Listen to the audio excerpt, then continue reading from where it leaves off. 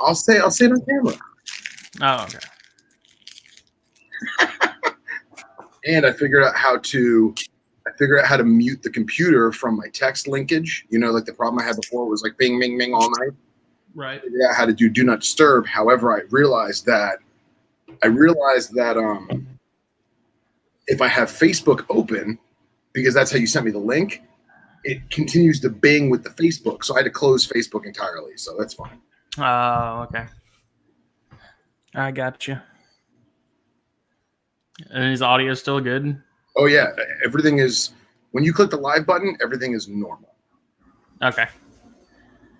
Hey, Mr. Cox, happy birthday! Hey. Was it yesterday or was it today? It's today. It's today. Well, here, some bourbon for the Cox. The Coxman. My Coxman. My first Asian. I was watching that movie yesterday at work. It's great. I was with some friends this week. Hey, Sid's in. You met Sid when we did our little live video that we met from the cigar bar. I did. So I was with some friends this week, and I made a dodgeball reference, and 2 of the 3 girls that were with us didn't get it.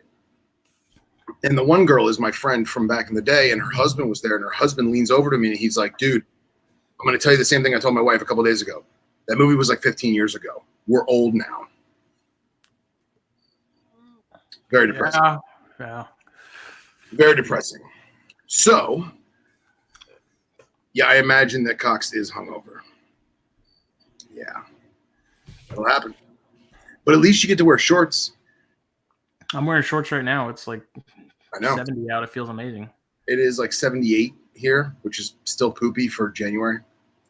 So I am, in honor of Ryan Cox's birthday, I am drinking some fine Kentucky bourbon with some sweet tea. And because of the hellacious message that you sent me earlier, Justin, I went in and I dug out a Cohiba Siglo Cinco that miraculously the band just happened to fall off with all of its brothers and sisters. Nice.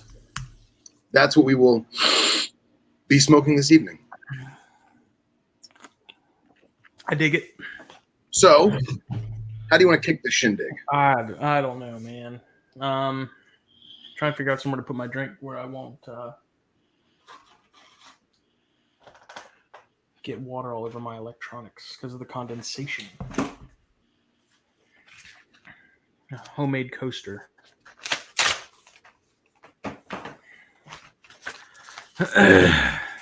Well, I really was itching to talk about this, if we had done this last night. Right. Because I was like, I had so much to say.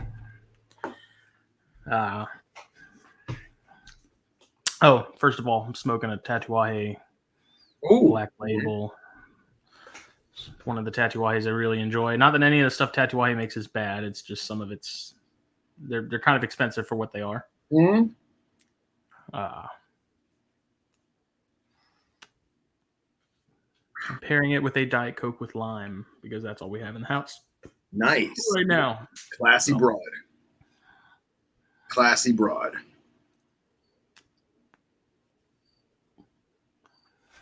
So why don't you give our viewers a segue into our topic from earlier? I really don't know how to come at it. Well, why don't you tell us? An article was published.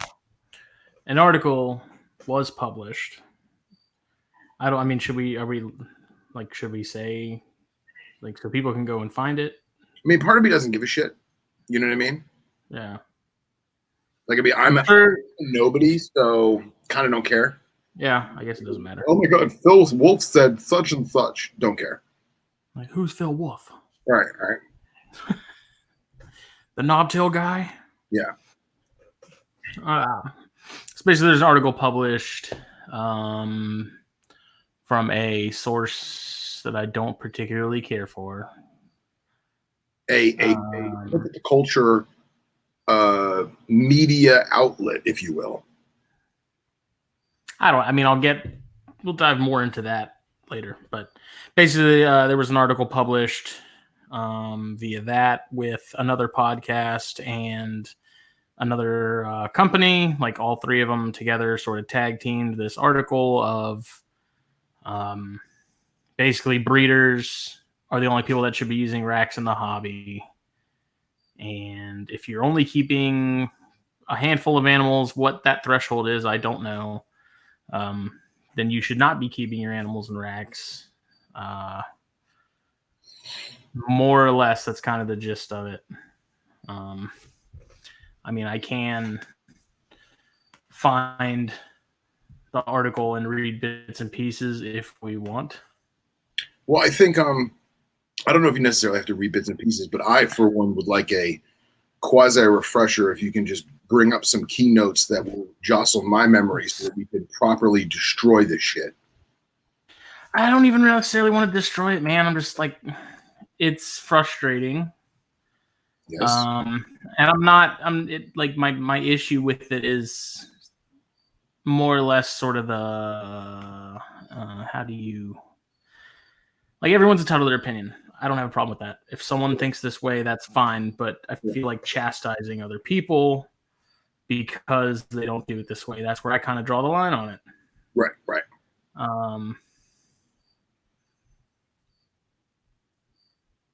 Let's see. And this is a debate that isn't anything new. This has been going on since the dawn of the hobby, basically. But basically, simple setups or racks, if you want to go that far, versus Bavaria, naturalistic setups, whatever you want to call them. And this article is more or less stating, well, first of all, there's a difference between pet owners and breeders is one of the things they sort of get into. Right. One might even say that they were very politely belittling the pet owner. Because they're basically saying that you don't have a right to keep a volume of animals and you don't have a right to keep them in a racks type system. I don't know that it was necessarily the right. It was more or less, if you only have a handful of animals, then you have no reason to try and save space. Okay. All right. I'll give you that. I think I took it a little too personally, to be honest. I did. Well, is it because we talked about it a little bit? We did. I'm interested to hear your take because you at one point were not a rack person. Right. But you now are. I'm 50-50. I'm 50-50 in my physical care. I'm not 50-50 on whether they should be or shouldn't be. You do what needs to get done. And we'll dive into that. We will. So my first major issue with this article is these people talking from a breeder perspective. We don't know the scope of the species they've kept. We don't know how many they've kept, because we can break it down and say not every species does well in a rack. Not every species does well in a vivarium, which is kind of my whole thing. Right. I'll lay it out. I'll lay it out here and early. My take on the whole debate is do what works best for that species, that individual, chondros, prime example. We see a lot of people in MVF. They go, they Petco, Biak or something for super cheap. They take it home. They set it up in this giant Exoterra with, a ton of space, very little in the way of coverage. And the snake does horribly because it's just there's too much space. There's not enough security for them to thrive and do what they're supposed to do. Right. And the famous argument is, well, in the wild, that chondro has infinite trees and infinite this. So how would it need to feel secure if it's in the wild and it's got this whole rainforest that could be its habitat? And it's like you're overlooking it and you're playing the semantics card pretty hardcore. I think the whole argument literally kind of collapses on itself because we're all keeping snakes in a box. So to argue, you can't keep them in racks because it's not natural. It's like, hey, we're keeping them in a 6 foot by 2 by 18 or 18 by 2, whatever. Doesn't matter how many plants you throw in that thing. Yes. So to me, the whole argument is sort of invalid to begin with, like out the gate, because it's like, look, we're keeping animals in boxes, whether they're pretty boxes or ugly boxes or spacious boxes or small boxes, right? I think it's kind of doesn't really matter. Not doesn't really matter, but that it kind of defeats the whole purpose of the argument to begin with. Right. So this piece is saying, while many breeders are small enough to stay categorized as pet owners or quote unquote hobbyists, once they start making a significant profit from their breeding programs, they become a business, especially if they're making enough of a profit to make breeding a part-time or even full-time occupation. I want to dive into that if you don't mind. Yeah. So you take a person such as myself. I've been doing this 20 plus years, and a lot of people add their childhood into those years. I'm one of those guys because, yeah, I didn't know what the hell was going on when I was 11 and I had my leopard gecko, but I was still in it. I was still reading. I was still learning. Yes, I was a child. Yes, I wasn't a breeder. Yes, I didn't go to college, but I was still in it. So anyone who says, oh, I've been in it for 15 years and they're only 25 years old, well, you could say that. You could. I won't deny them that. Now, you take someone like myself who has what I would consider a very good collection, who has bred stuff in the past, who has sold stuff in the past. I breed and I keep because I enjoy it, because I love the animals, because I love the miracle of life and the husbandry aspect and the ecology aspect of it, and simply because I love friggin' snakes. I have made money off of produced offspring, but I am not in this for a business. I'm not in this to make money. If the revenue generated from the breeding can help fund my hobby, can help fund my passion, then rock and roll. But I do not have a website where I'm selling baby geckos or I'm selling baby snakes because I'm not a business. Now, that article right there says that only breeders make money, or only people that want to make money breed. Yeah. Care to chime in? Yeah, I mean, the number of people doing it full time is minuscule. Like, there's so many people breeding stuff that are not full-time breeders. They are part-time breeders. They do this on the side. They make honestly, they probably don't make any money. They probably lose money. Right. I mean, I'm being honest. Like, solid 99% of people that are breeding snakes, they're literally like, even year to year, they're recouping expenses. Sure. And very few of these keepers that are breeding for a profit, whether they have a day job or not, very few of them actually take the time to calculate the expenditure, the annual expenditure. Oh, yeah. Overhead and everything.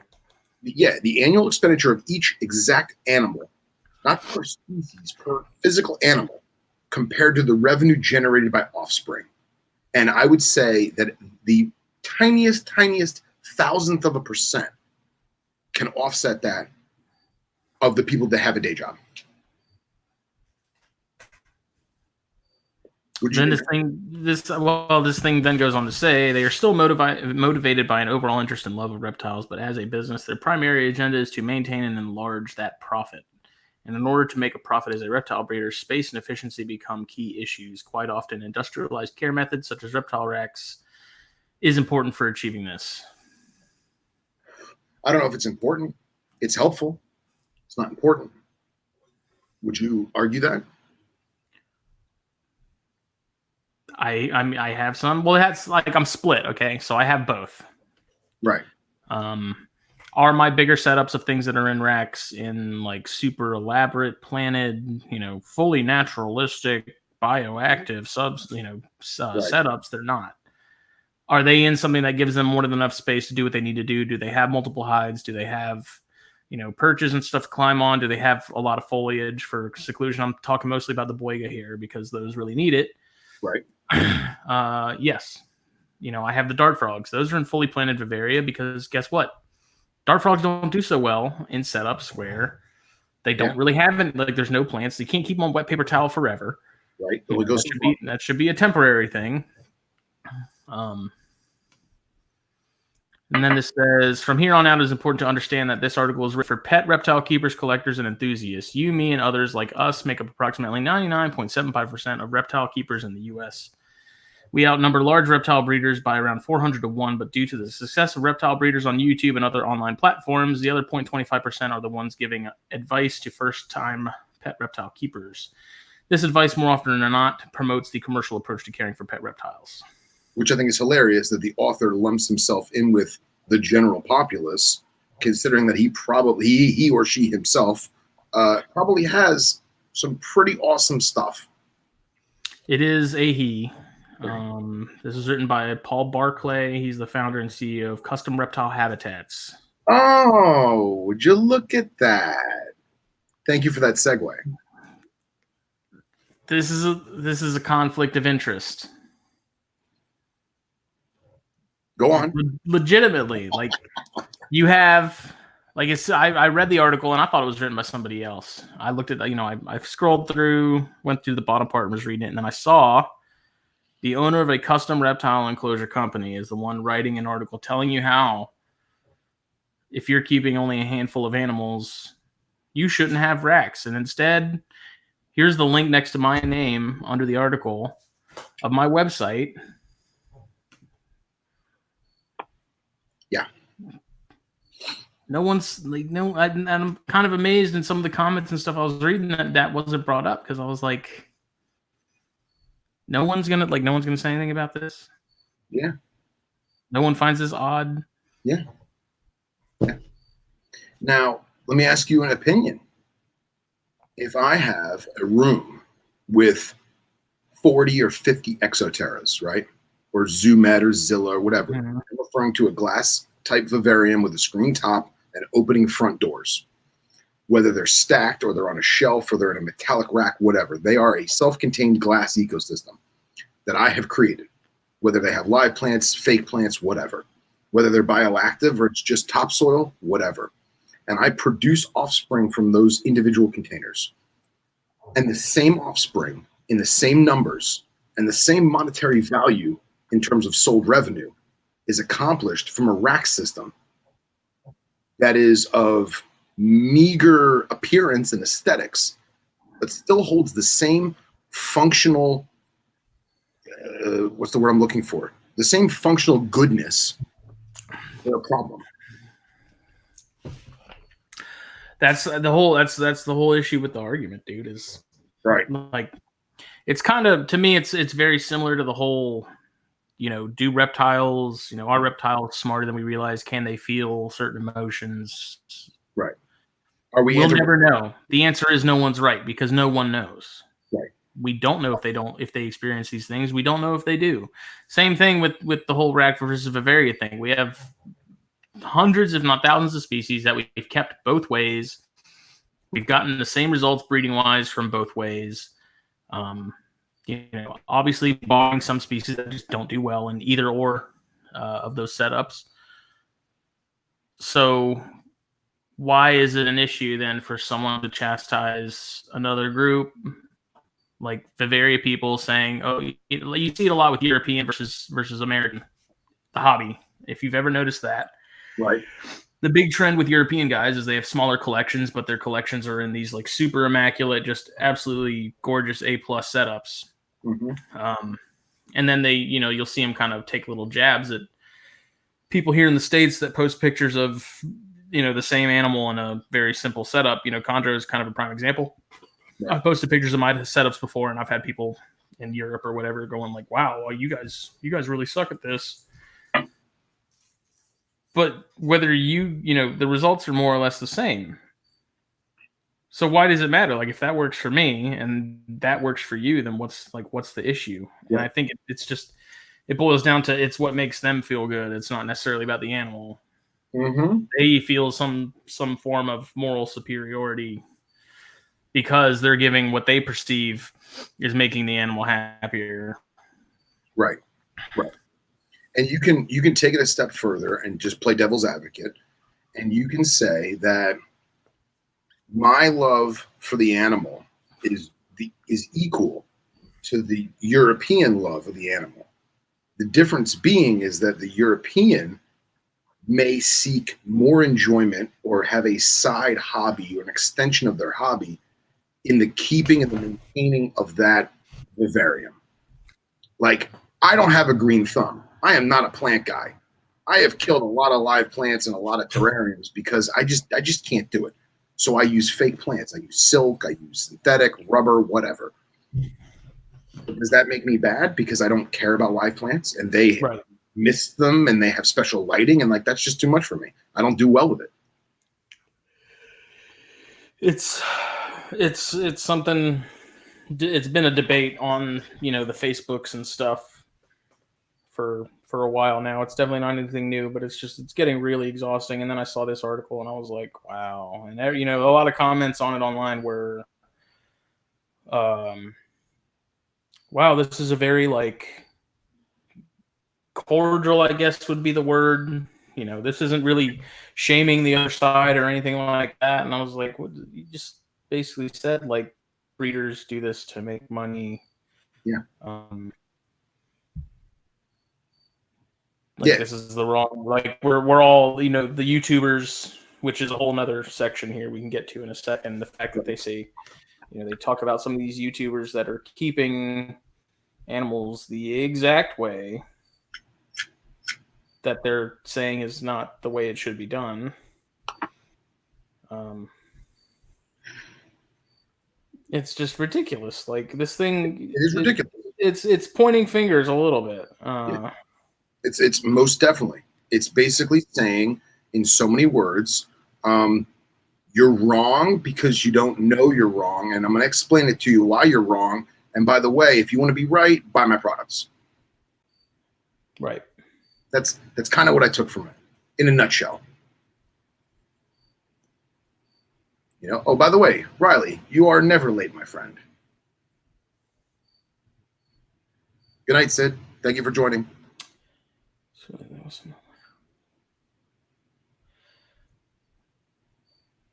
Like they talk about Barcheck and the reptile zoo, right? And that's cool and all, but if you go behind the scenes, like BHB is a large scale breeder, that is their full-time gig, like that is what they do. Mm-hmm. They're not going to change the way they're doing things, right?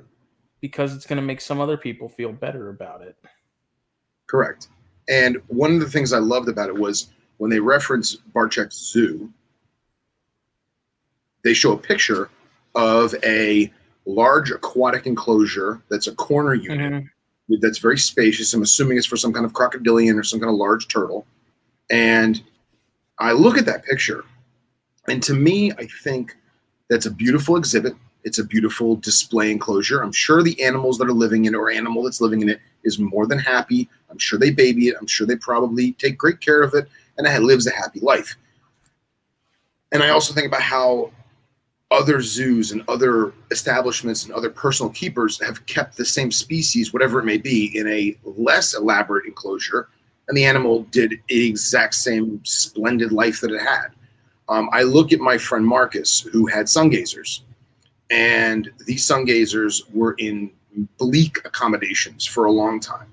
And then he finally acquired them through legal means and gave them a 12 by 10 by, I think, 11 enclosure. So that's feet, by the way, not inches, feet. So 12 feet wide, or 12 feet long, 11 feet wide, and I don't even remember. It was like 12 or 13 feet high, whatever. It was a big enclosure. And we wound up setting up multiple different UV lamps at different heights with a UV meter to get the proper UV radiation at basking level. There was a ventilation system that would suck out the air and then pump in fresh air that was actually chilled so that we could replicate a 15 to 17 degree night drop each night. And it was also seasonally. And we actually hooked up the ventilation and the rain system to a weather app that's GPS based. So if it rained in Johannesburg, it rained in the cage. Yeah, you were telling me about that. Right. And those animals did amazing. Now, that is a species that is extremely, I don't want to say they're fragile, but that's an animal that needs an enclosure such as that. It's not a leopard gecko. It's not a crested gecko. But at the same time, all of that could have been replicated in a smaller enclosure, and the animal did perfectly fine. But because he had the means to do it, he did it. Now, if someone was to keep them in a 100-gallon fish tank, I'm sure they would do fine. I'm sure. They didn't breed in the 12-foot enclosure. They're probably not going to breed in the 100-gallon fish tank. But that doesn't mean that one is better than the other. Excuse me. It doesn't mean that one is wrong and one is right. Correct. So now, like after they talk about, the differences between breeders and enthusiasts, and go on to talk about Barcheck and pet tubers, and pet tubers putting out false information, which that I actually do agree with because I see it a lot, especially with green trees. People saying this is how, I keep my green tree. I keep it in an Exoterra with a heat lamp and I mist it like twice a day. And it's like, that's 100% wrong, but they get, they have 5 million followers or subscribers, whatever. Of course they do. Then it's like, oh man, you're making our job really difficult. But then they talk about, let's see, now that I've illustrated the difference between reptile breeders and reptile enthusiasts, more about the industry that we are in and some positive changes already taking place, as well as a credible new message, how should we move forward? They suggest that we move our focus away from the minority of reptile keepers, the 0.25% of breeders, and move our focus towards educating the other 99.75% of reptile keepers. Which those numbers I think are hilarious, but go on. Except that reptile breeders have an important place in the industry, while also acknowledging that they are a business, and this affects how they keep their reptiles. Instead of online debates on whose care is better, let's simply point out that industrialized care standards such as reptile racks and tubs are only for the breeding business and not for the long-term care of pet reptiles. Which, this cracks me up, because there apparently, according to this, is a threshold to where if you were keeping a certain number of animals, right, it is completely okay to keep them in racks for their existence. Of course. But if you are under that threshold, it is your job to get them out of racks and into the pimp mansion setups that this individual is selling and making, which I thought is just hilarious. Like, why should there be a difference?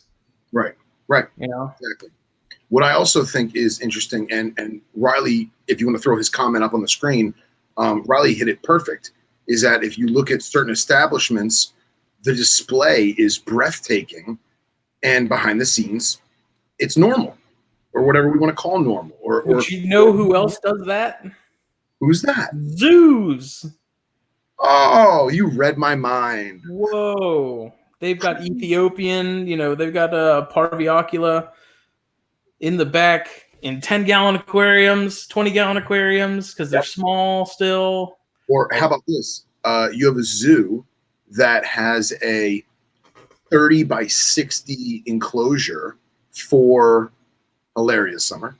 You have a zoo that has a 30-foot by 60-foot enclosure for Komodo dragon, right? And there's one Komodo dragon, and it's a big 15-foot dinosaur, right? And what they don't tell you is that there's 2 more of them in the back, and they rotate them every other day. And when they're in the back, they live in an 8x4 cell, because they do. And that's AZA approved. I mean, don't quote me on the 8x4 cell, but that's an AZA approved guideline. And see, Riley can chime in on that because Riley's a zookeeper. Riley knows what's up. Yes, please, Riley, chime in. Another thing that I'll talk about too is I'm getting blown up by Henry. Here he is. Uh-oh. Yeah, Henry was chiming in that certain, and again, Henry is the King Cobra aficionado. Certain, and that was not sarcasm, that's serious. Henry was basically saying that certain species need a bigger enclosure. That's a given. That's obvious. You're not going to keep a giraffe. Exactly. Can a King Cobra survive in a 55-gallon tank? Yeah, it's going to hate its life. It's going to get obese. It's probably going to get sick and die at a young age. But it's doable. And I'm not condoning that, but you can't yell at someone for keeping something a certain way just because the AZA says it's wrong, or because a European who thinks it should have freaking palm trees in its enclosure says it's wrong.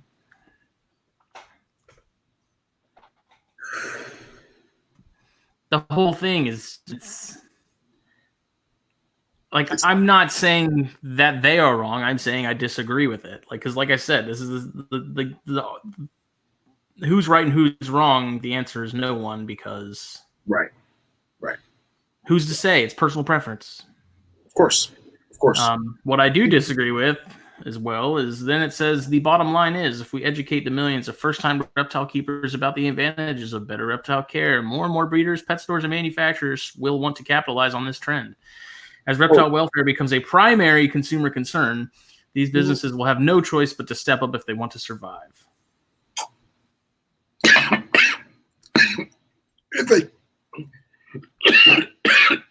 If they want to survive. We need to understand that we are all in this together, that we are part of an industry, and we need to work together to accomplish better reptile care, better products, and higher standards. If we do, others will follow, and we will be able to change the industry as a whole for the better. If we don't, we will regress and may even destroy what we love.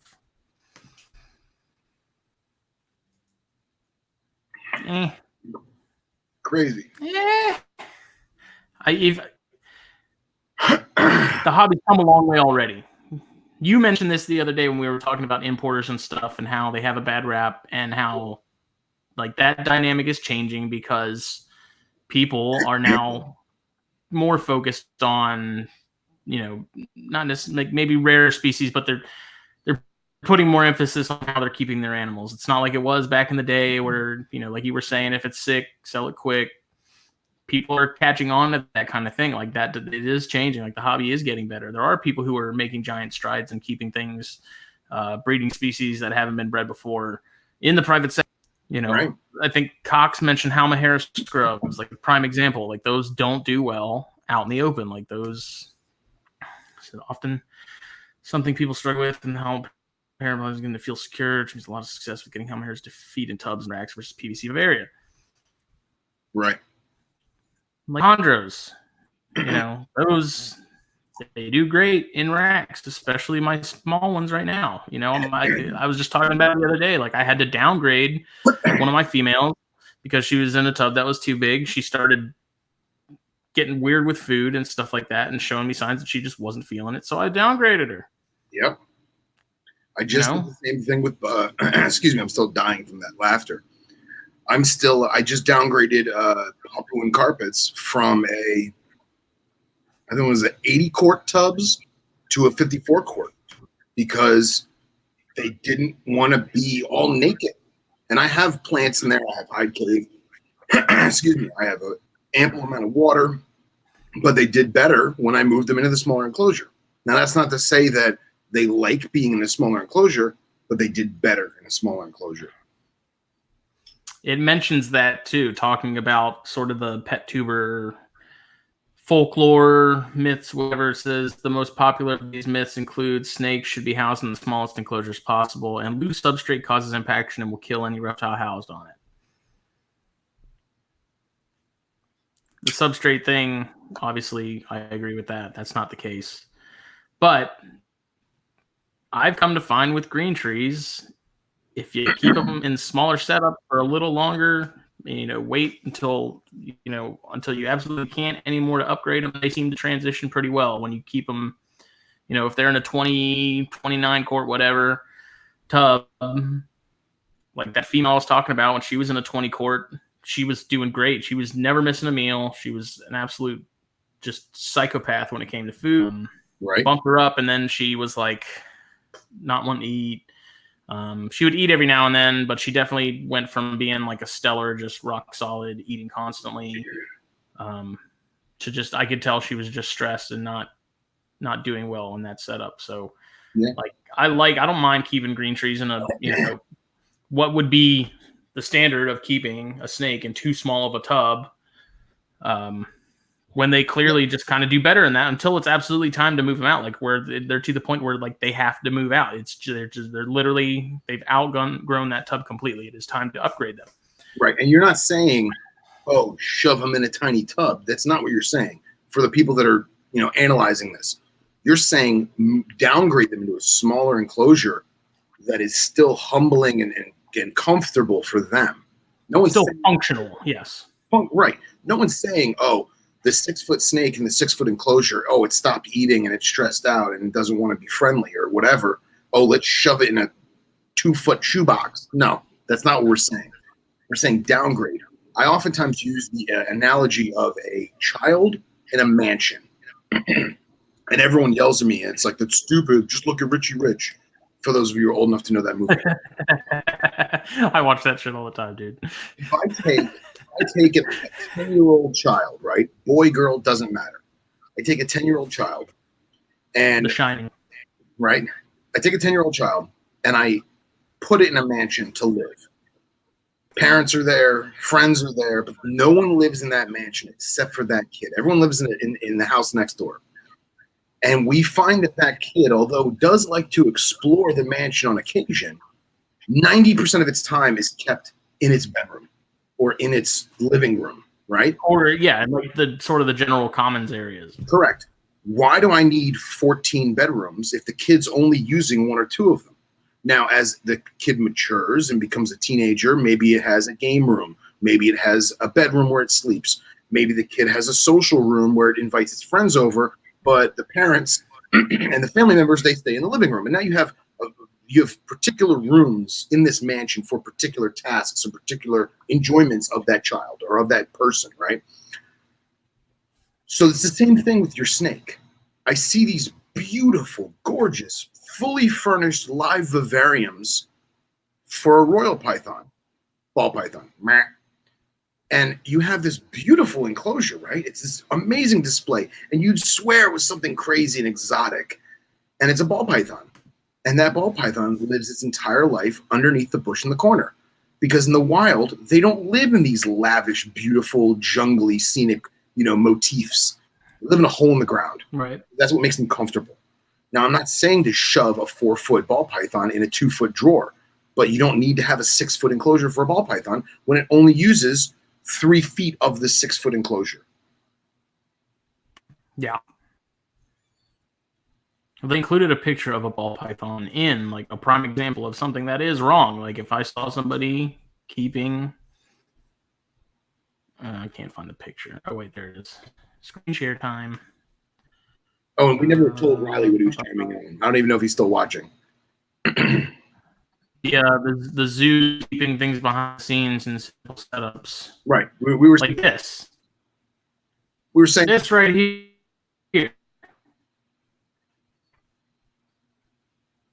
Like I don't agree with that at all. Like that's like yeah, that is not cooperating yet. Oh, I don't see. I got a black screen. But we were saying about how the zoo has these beautiful enclosures, and then behind the scenes, there's a parviacula in a 10-gallon tank. Is it coming up now? I don't see anything. It's just a black screen for me. That doesn't mean that the people aren't seeing it. I don't know. Well, it's basically an adult-ish looking ball in like a 28 quart Sterilite. Pretty small, pretty cramped. Right. So I don't agree with that.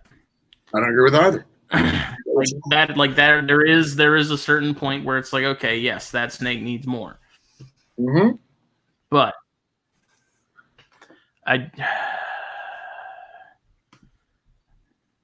don't know. My brain's all fried, dude. It's a tough debacle. I mean, I think you and I are on the same page. Racks are great if they're done right and not wrong.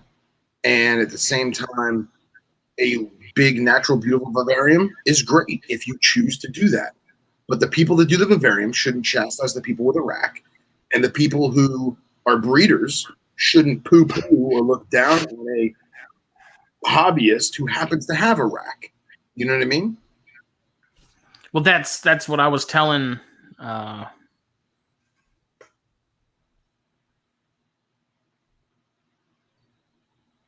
spent like summer that, and I was talking to you about that. Like that whole conversation is pretty much a one-way street. Like you see guys in ranks looking at people who keep stuff in Bavaria and be like, "Oh, you're an idiot. You spent $500 on a gecko or a crested. What a jackass." It's always like, okay, cool. Like you decided to ball out and spend a bunch of money on a setup for your animal. Like that's awesome. No one's gonna tell you that's wrong. Right.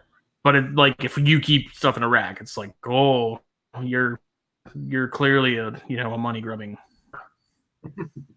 Yeah. Or my famous thing that I always hear is, you spent $500 on an animal, but you only spent $40 on a plastic tub as its enclosure. Where's the logic in that? And it's like, yeah, I should have gotten a $500 enclosure and a $40 animal. Like, where's that at?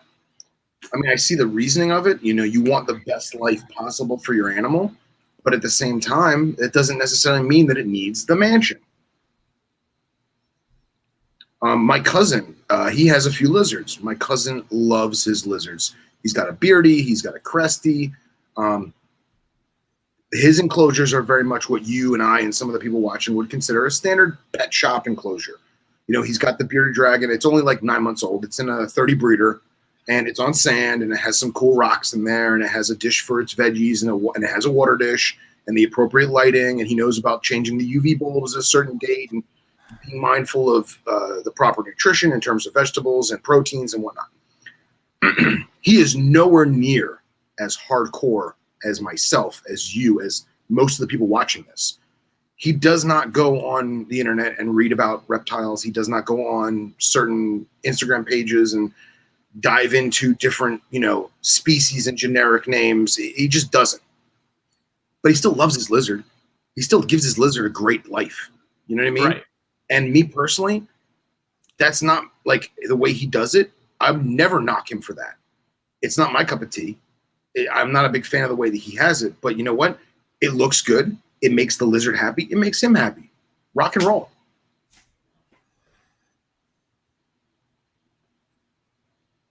Dom knows when it comes to chondros. There it is. There it is. Here, this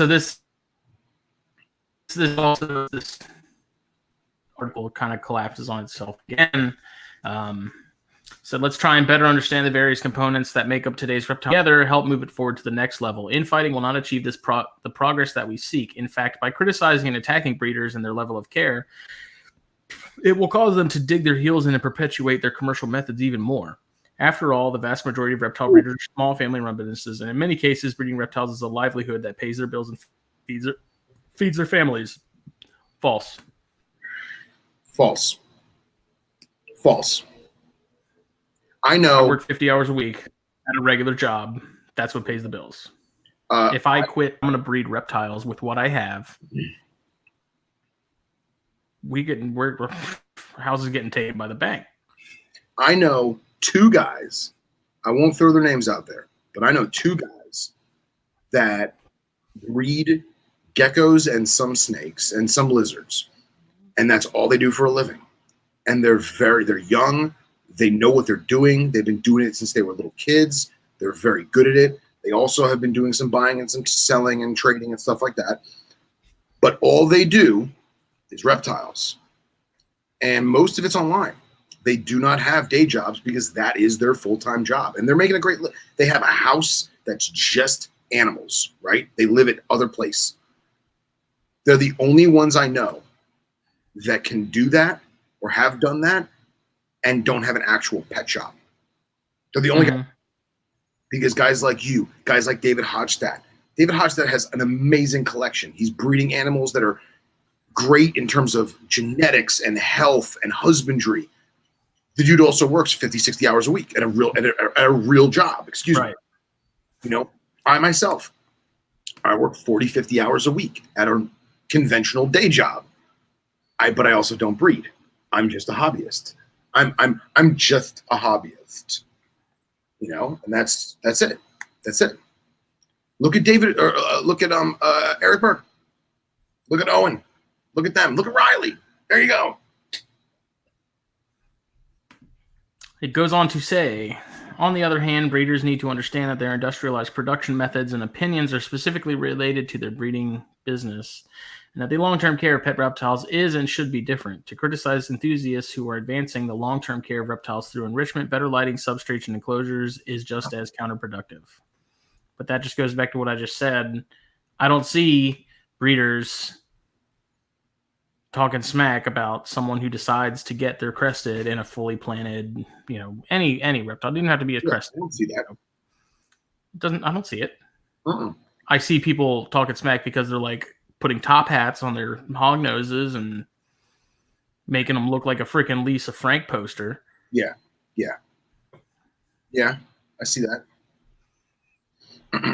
I don't want to like continue like the snowball effect, but like to go back to what you were saying about the modern keepers having better husbandry tactics than 15, 20 years ago.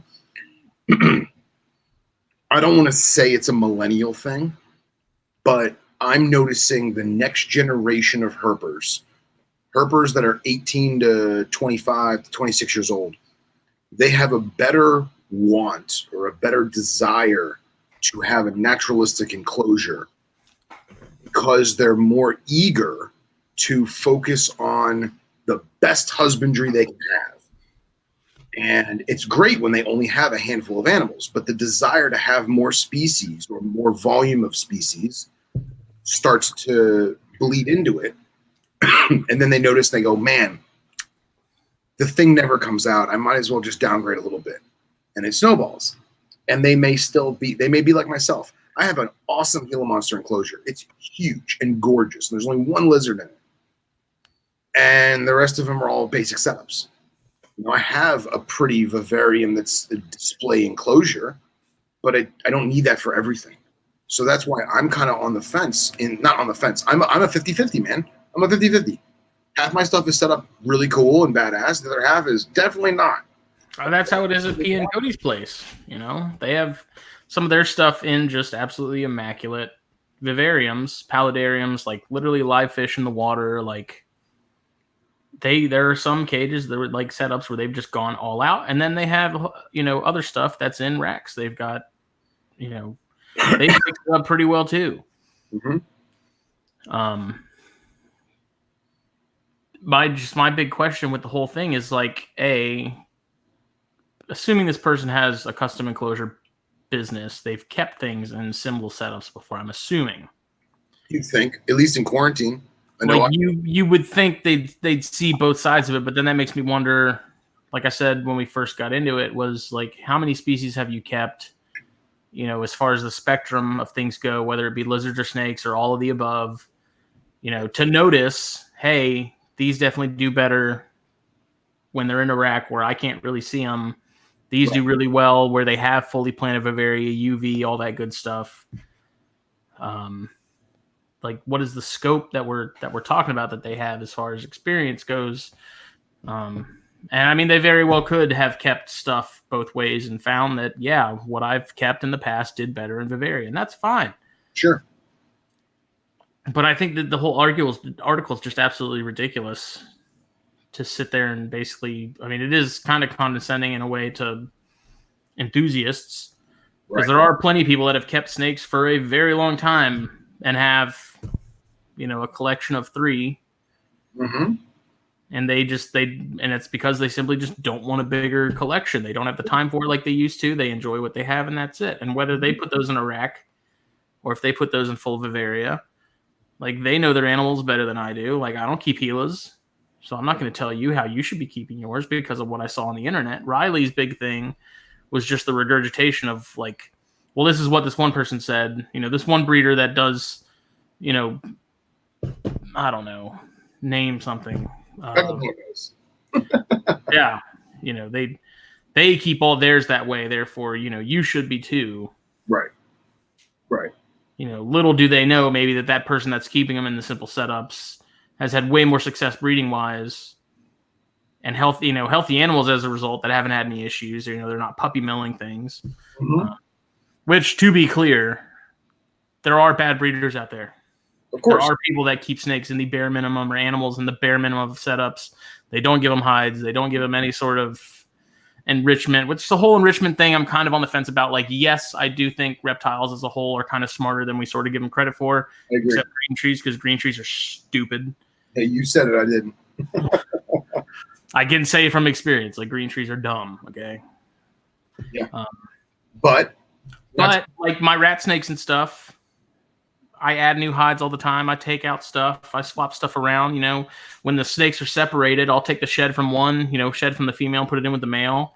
Mm-hmm. You know, that definitely sort of gets the gears turning. You can see them like sniffing all over it, kind of confused about what's going on. But at least it sort of breaks up the monotony of things. I agree.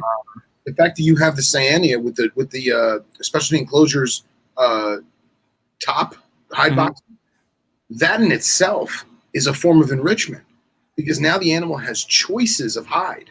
It has choices of places to go. You've increased the overall surface area of the enclosure from within.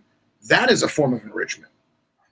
Well, it's funny. There's three hides in both those tubs. They literally use. There you go.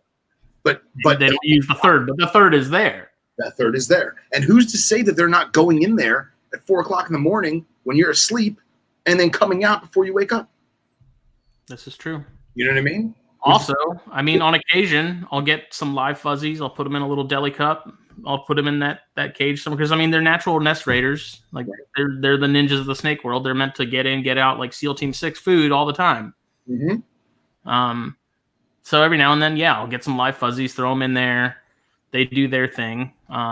With rat snakes, I've also taken like empty like cardboard boxes, from like just Ziploc bags or whatever. Spare boxes. We get them all the time from Pop-Tarts or whatever. I'll cut a little hole in it, stick a frozen thawed mouse in there, set in the cage, and then that forces them to sort of actually hunt. And like they can smell it. They can't see it, but they know it's there. And it sort of forces them to move around a little more and investigate. And, is that enriching them to where now they're like their brain capacity is higher than what it was before? Probably not, but it is a change up from day to day. The fact that you're observing them doing it is proof that it is a form of enrichment and it's a form of change in their life, But I mean, is it beneficial? We'll never know. I'm only to assume that it is. It could be frustrating for them. But who knows? Like it could just be stressful because they're like, I know food's here. I don't know where it is. I can't figure it out. And so they, I don't like, who's to say? But they eat it. They do. Right?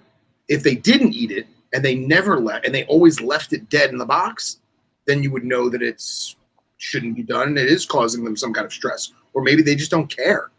We anthropomorphize them so much. I mean, granted, we should give them more credit than we do, but sometimes we take it to an extreme.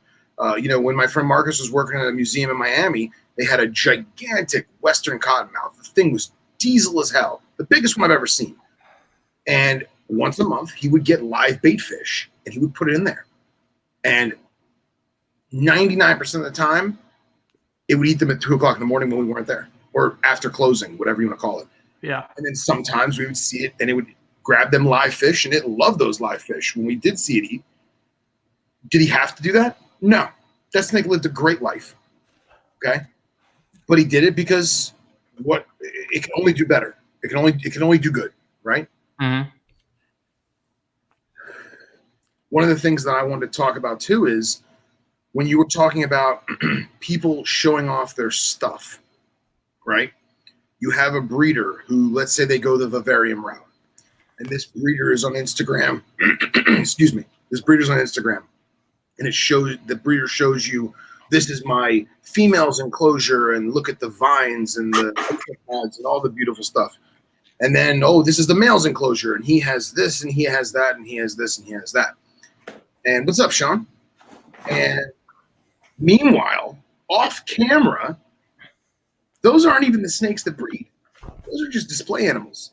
He has 6 other pairs in a rack system on newspaper with a water dish, and that's it, naked. We'll never know. Yeah. Because it's no different than the supermodel on Instagram who's beautiful and glamorous, and it travels to all these exotic locations, and every single day is a picture of her and her boyfriend at some exotic location. Meanwhile, she saved up for 10 years to go on one badass trip and took a shitload of pictures from that trip. enough to basically fuel her Instagram for another 5 years until she can afford another trip. But we see it as this glamorous world traveler. Right. In reality, no, it's not. It's a normal person. Or the fact that, you know, maybe they're thousands of dollars in debt from these trips and can barely afford to pay their rent. Exactly. Or they don't live anywhere and they're couch surfing on friends' couches because they spent all their money to live in the lap of luxury for Instagram. You know? And I see the same thing with herpers. There are herpers on Instagram that legitimately do get out there and herp. I have a lot of friends on Instagram, whether you want to call them real friends or not, they're good acquaintances through the wonders of Instagram. And every single day they post videos, or every other day they post videos of them herping. Sometimes they find nothing, okay? My friend Elliot, he sends me pictures of cows because he loves cows. He thinks they're adorable. I think cows are adorable. But guess what? He did not catch a single snake that night. But he saw some cool-ass cows. And then you get the other herpers. It's like, oh, look at these 15 scarlet king snakes we got in one night. Ha, ha, ha. No, that's a lie. You're lying. Or maybe you got lucky, but you didn't get lucky 5 nights this week. Come on. It's a facade. It's like I talk about that with Jake and Riley and, you know, Andy Ray all the time. Is like there's just so much posturing on the internet, a lot of posing, you know. Not posing as in like people are faking being, you know, I'm a breeder, but like just no, just people making things appear what they're not. Right.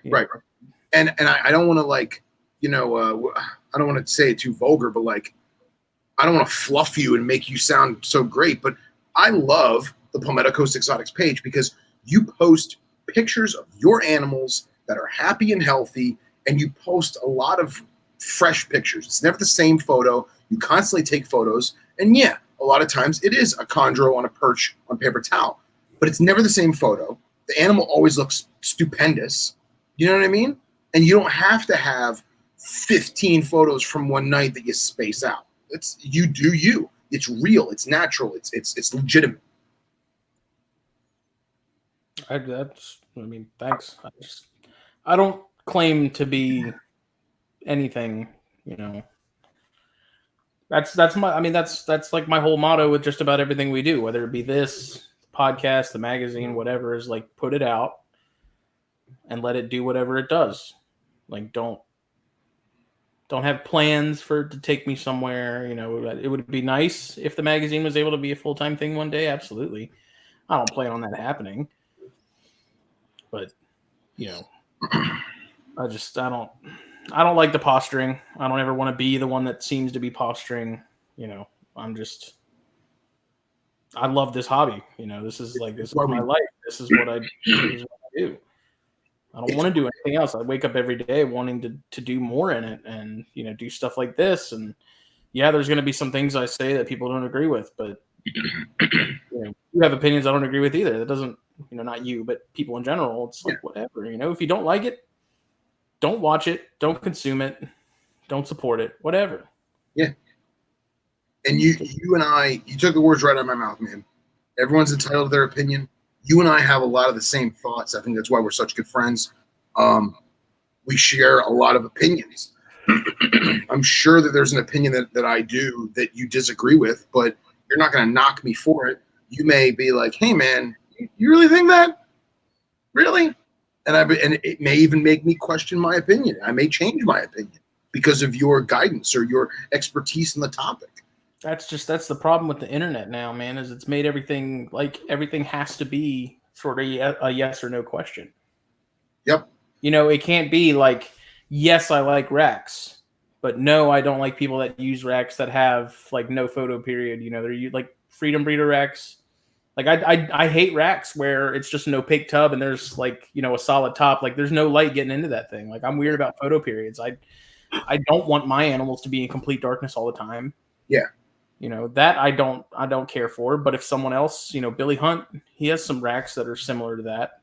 Am I now going to tell Billy he's an idiot and not like, hell no, Billy's my boy, dude. And Billy's doing really well with all his stuff. All his animals are doing really well. I've seen it in person. Like his whole collection is immaculate. Oh yeah. You know, it's just personal preference. Like that can't exist anymore. That's the problem. You're right. And I'll tell you what, it also goes back to being species specific. So I sent you those pictures. I got a couple blood pythons. My friend last week, she recently had a child, and she's got a lot of animals, and the baby takes up a lot of her time, and it's to be expected. So instead of her neglecting her animals, she parted with a few of them, So I rehomed a couple of them to friends that I know like those particular species, and I wound up keeping a pair of blood pythons that I'll probably get back to her in time. They're only yearlings. Right. And I didn't have a home for them, but I have a CB70 rack from Sea Serpents that's beautiful and fresh and new and unused. And I was like, you know what? Let me just put these blood pythons in there. And I don't have a single problem with that because I know that if I take that blood python and I set it up in a viv, it's literally going to live under the leaf litter its entire life because that's what they do.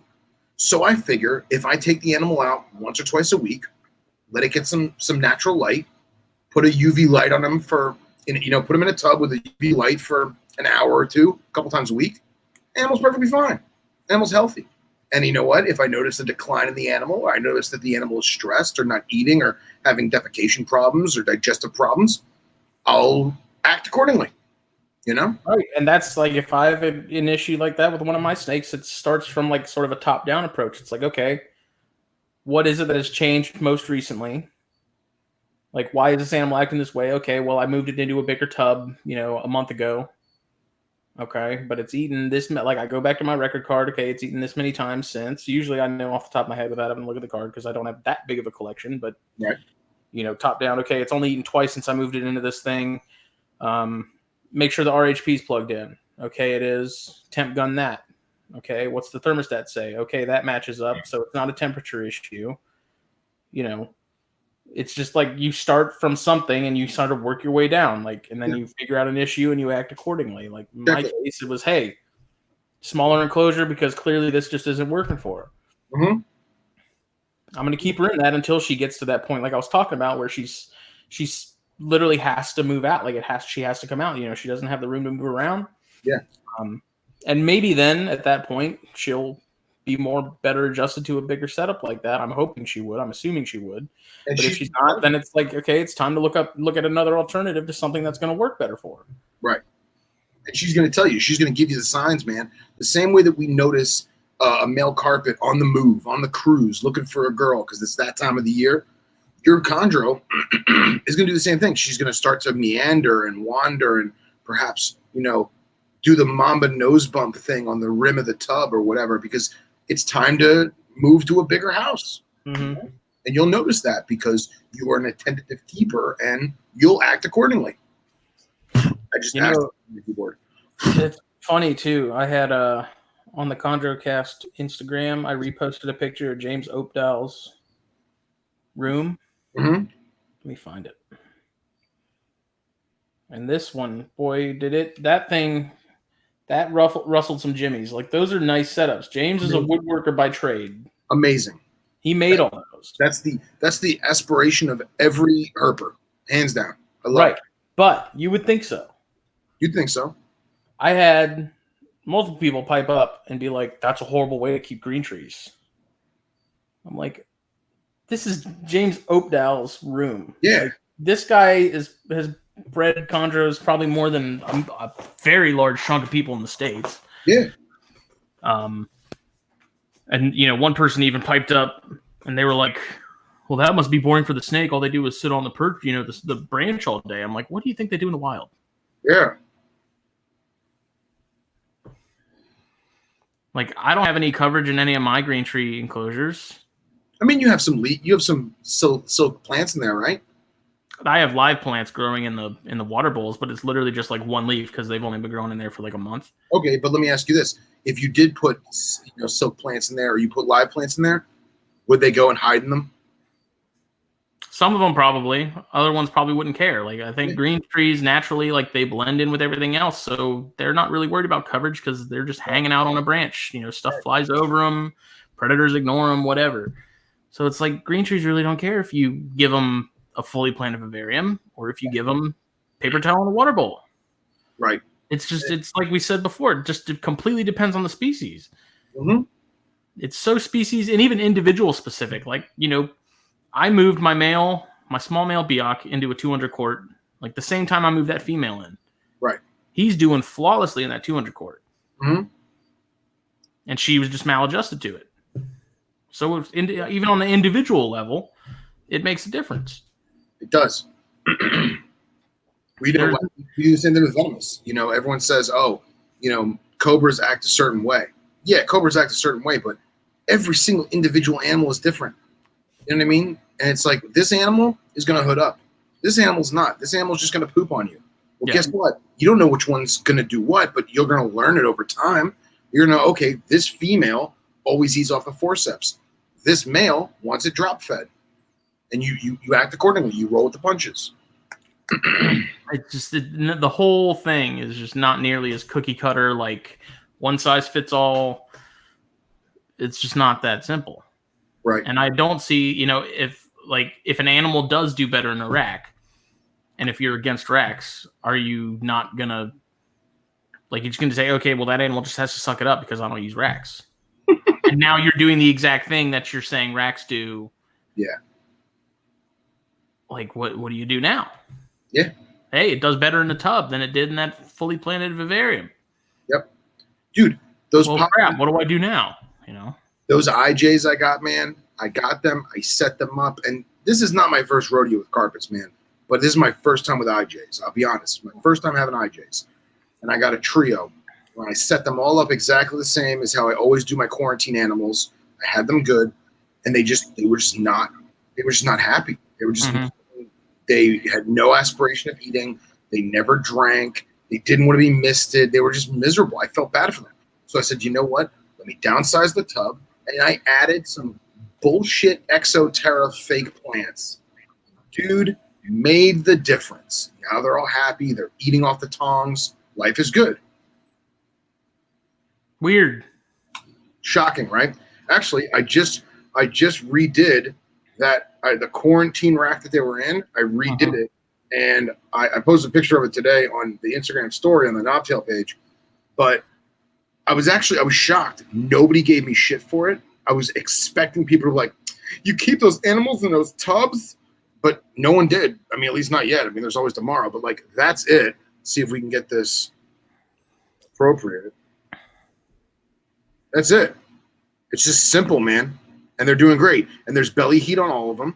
And prior to me rearranging that rack, I actually had belly heat and top heat on the two female IJs because they were sitting on the rim of the tub where like your hand would go. Yeah. They were perched up there. And I said, you know what? If they wanted the heat, they'd go to the heat. They want the perch. So let me put some heat on where they're perching and see if they leave. They stayed because they wanted that perch. And now their metabolism is continuing to go, and that's it. It's funny, you know, you talked about the mounted hides for the Boiga and stuff, and we had Alex Menke at Frog Daddy come on the show early on. I think it was like the 17th episode. I've listened to it. Yeah, and like his big thing, because the big thing in dart frogs is, you know, people are like Tinctorius especially, you know, see it all the time in the groups, like how many tinks can I fit in this size tank? And you'll have people tell you like, don't do any more than a pair. Right. Well, Alex's thing is like, if you're maximizing space and you're maximizing the coverage, right? Yeah, you can keep more than a pair in a tank. Are you still likely going to experience some sort of aggression towards one another? Probably. Yeah. Like that is a species that generally just does better in pairs, you know, long term. So his big thing is like maximizing all the space you can in the vivarium, giving them plenty of places to, you know, call their own as far as territories and that kind of thing. And I think that's the case with a lot of stuff. You know, it's just like my Brettles, one of my Brettles, two of my Brettles, three of my Brettles, all of my Brettles. You know, they're all on puppy pads or paper towel, whatever. Right. They have hides, and then they have, you know, either a David Brahms perch, like one of the ones with the legs, that's made for small tubs. They've got one of those over heat. My big male has like a Walmart shelf that's been cut to where there's only one level on it, and it's like maybe this tall. Yeah. I don't know, 1.5 feet. Okay. And he sits on that thing all the time. Like you're now taking that space, that empty space, and making it usable for them. You know, that kind of stuff like makes the difference. Amazons, Amazons like to perch. Amazons also don't really care if you don't give them anything and you just give them a paper towel tube or something. Yeah. But when I gave mine, and I'm talking like I was keeping some of mine in like a 34 flat, one of those specialty enclosure designs perches in there. Right. They sat on that thing all the time. They appreciated just having that, 2 or 3 inches of lift. Mm-hmm. They loved it. They used it. That's it. If I took it away, would they start? Would they stop eating? No. Let me ask you this: of those ones that are only like 2 inches off the bottom, do you ever notice their tail or the lower part of the tail touching the floor? I've seen that on plenty of times with baby chondros and baby emeralds, man, where you have a really low perch, or better yet, they'll coil on the rim of the ceramic water bowl. Yeah. And then their tail is just gently draped down on the floor of the enclosure because they're waiting for something to run along the dirt and eat their tail. Like, they love that shit. Well, that's how they are when they're young. They're not way up high in the trees. Yeah. They're in low lying bushes, close to the ground where near the leaf litter where skinks and stuff are running by because that's what they're eating when they're that small. At least with chondros, with emeralds and Amazons, it may be a little different, but that tandem bar I just got, I didn't know how I wanted to set them up. I was going to do them in a really pretty like vivarium in the living room, and I said, you know what, that snake is too high stress to be anywhere near where like the dog's going to walk past every couple minutes and humans are walking past. I was like, that snake needs to be left alone. And I put him in by the way, it's a male if I didn't tell you. You did. Okay, I put him in a 3-foot display vision. So it's a vision cage that's 3 feet wide, I think 2.5 feet tall and 2.5 feet deep. And its previous owner had it in an exoterra with a bunch of grapevine and plants and stuff. And he told me flat out, he's like, yeah, man, that thing never climbs. It's the only scrub that I've seen that doesn't climb, blah, blah, blah, blah, blah. And I'm like, all right. So I set it up and I put some grapevine in there regardless. What's the first thing that python did the minute I put it in there? It went up the wall of the vision and went right into that lip. Yep. Venomous keepers called the death lip, where the glass sits in. And it's been there for like 4 days now. So I decided probably next week when I get a chance, I'm going to go to Walmart and I'm going to get their bookshelves that are a triangle. And you put them in the corner of a room and you push a button and little spikes come out into the drywall. Have you seen that? Yeah, I think so. Okay. And it basically makes a little shelf.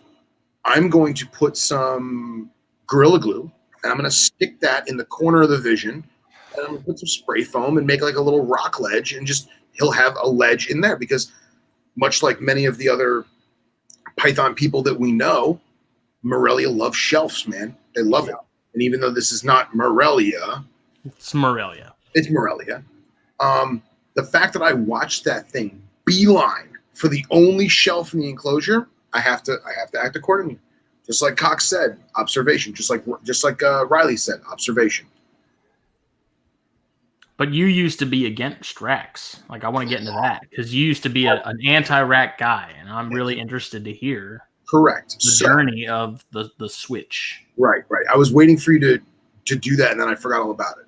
So back in the day, I kept a lot of animals in small confined spaces, mostly venomous because it was not mine. I worked for several import-exports, and when you have 400 venomous snakes in one room that's probably smaller than an average bedroom, you're tight on space. Now, I will give it this.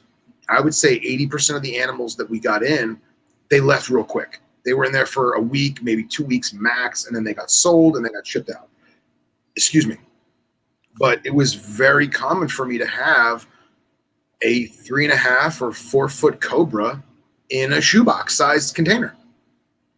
And it sucked because that animal made a mess every single day because it's basically a lethal colubrid.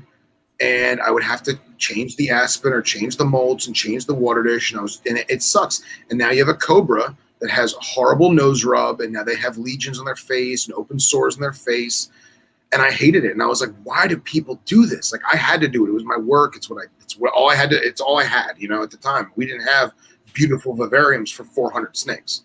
So I did what I had to do. I tried to keep the quality of life as best as possible. And as time went on, I realized that, yes, a 4-foot cobra in a shoebox is a horrible idea, but a 10-inch baby gaboon viper in a shoebox is perfectly fine. Perfectly fine. It did well. It barely made a mess because it's an ambush hunter. When it did make a mess, holy Jesus, was it a mess. I mean, the thing, they poop every, 4 or 5 months sometimes. And when they poop, it's poop. But it was content. It was happy. It ate. It moved around. You know, it compacted the substrate where it wanted to make its little bed for the night. Little turret. Little turret, right? Pillbox. And that's when I started to realize that there is a benefit to racks, and there's a benefit to vivariums. There is, but let's face it, most of the time, the Viv is for us. It's for us. It's because we want to see the beautiful, pretty enclosure. We want to make it naturalistic. I've oftentimes used the analogy, it's a window into the exotic land. Yeah. You know? That's why I love the Dart Frog Vivs and stuff. It's like that's my own little slice of Peru, Costa Rica, whatever. And the more I got into, the more animals I got, and now that I actually have like an actual snake room, and they're not just in my bedroom and a couple things, I realized that I rarely have anyone over. And the people that I do have over, they're other herpers who have very similar enclosures. And, maybe I don't have the same animals that they do, but maybe they don't have venomous, or maybe, I don't have frogs, so I want to go see their frogs, and vice versa. And I don't need to have the amazing aesthetics for me. I'm still in love with the animal. I still look at the animal and I go, damn, that is a beautiful specimen of nature, man. And yeah, it would be cool to have it in its own little window to Uganda, but you know what? I don't. And the animal's still happy and healthy. So I think that was forgive the airplane flying over. That was a few years transition for me of, racks are horrible and shoe boxes are horrible and sweater boxes are horrible. And I was like, no, they're not, as long as it's done correctly. As long as well, that's the thing, is like you saw what, like you and I are in agreement, like that's not the way that stuff in racks is supposed to be kept. Correct. Like there is a wrong way to do it. There's a wrong way to do Vivaria. Right. Of course. I mean, dart frogs are a perfect example. I had a friend who had some really bad luck with Phyllobates, and he basically had 4 frogs in a very large exo. And these were, I can't remember the species name. They were the black and green Phyllobates, where the legs and the head are black and the back of it's green. I don't remember. But they were gorgeous frogs, gorgeous. And he got them at that's got to be bicolor. I think it might be bicolor, yeah. And he was having real trouble, and he lost one of them. And he's like called me up. He's like, Phil, man, I lost one of these frogs, died, and I don't know what to do, man. They're not eating. I'm putting in all these fruit flies, and I see them. They're just dead on the bottom of the cage. And I asked him, I said, hey, when's the last time you did a substrate change? Did you change the type of water you were using? Did you forget to chlorinate or to dechlorinate, excuse me? Did you wash out the BioBall substrate that you were using prior to setting up that enclosure? Does your grapevine that is in there, does it discolor? Because we're in South Florida, black mold is a really... Oh, yeah. I don't even use grapevine for anything anymore, dude. That stuff molds up so quick. And we determined it was a combination of 2 things: territory and the ability to hunt. And we figured out the territory thing because he decided that even though the cage was spacious, the frogs were still clumping together, and they didn't want to. It was just because they liked this one little type of, for lack of a better word, the plant that he had in there. So I said, why don't you spread out and make 3 of that plant? And he's like, all right, let's try it. So he basically got, those foam magnet shelves that they have where crested gecko's little food dish in it? Yep. He got 4 or 5 of those, and he used, instead of putting the food dish in there, he put the plant in there. And dude, each one had its own little plant. So now each one of the 3 frogs had its own little plant. And then I went up talking to a local dart frog guy who's a master of the industry. He lives in Fort Lauderdale, and he was like, hey, Phyllobates need a hunting platform. And I was like, what are you talking about? This is a frog. He eats fruit flies, He's like, no. He says, you have to make what he calls a hunting prairie. where basically the center of the cage devoid of anything. Yep. It's a little prairie, a little field, and that's where he dumps the hidey eye. And sure as hell, my friend made a little field in the middle. I mean, it knows about dinner plate size. Mm-hmm. And he literally just went shake, shake, shake. And all 3 frogs came off of their thing, and they all ate in that little grassy knoll. And life is good. Yeah. And it's you can't do that in Iraq. You can't. But could you? Depends on the type of rack.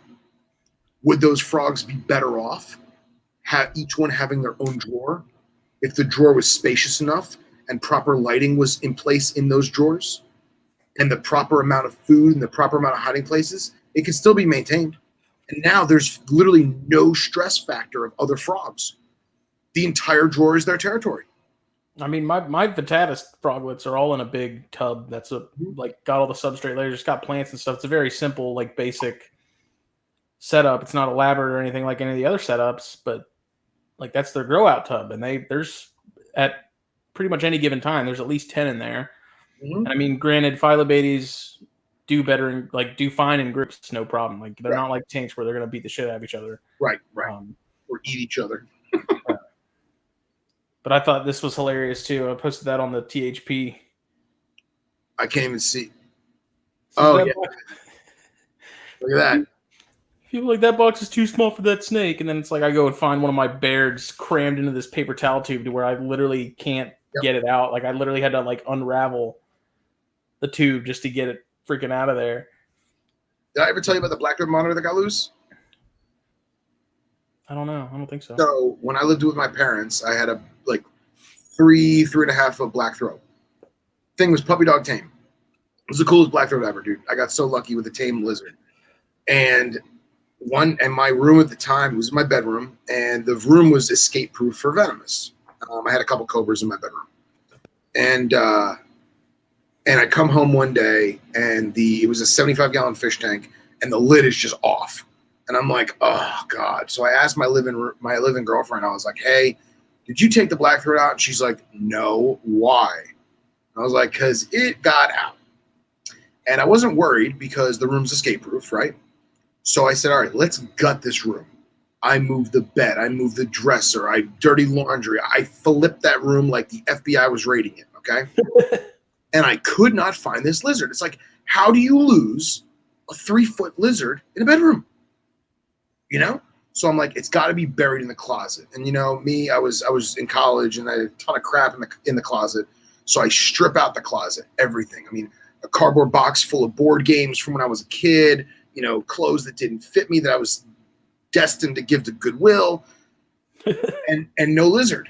And I'm like, oh, what the fuck, man? So I go downstairs, I grab a beer out of the fridge, and I'm sitting there with my dad.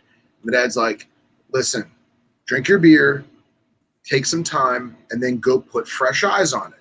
And he's like, listen, does this thing make a house, make a nest? Because my dad don't know anything about lizards. And I was like, well, I mean, they do steal burrows from other animals. You know, I don't really know about them making their own burrow. I mean, I could be wrong.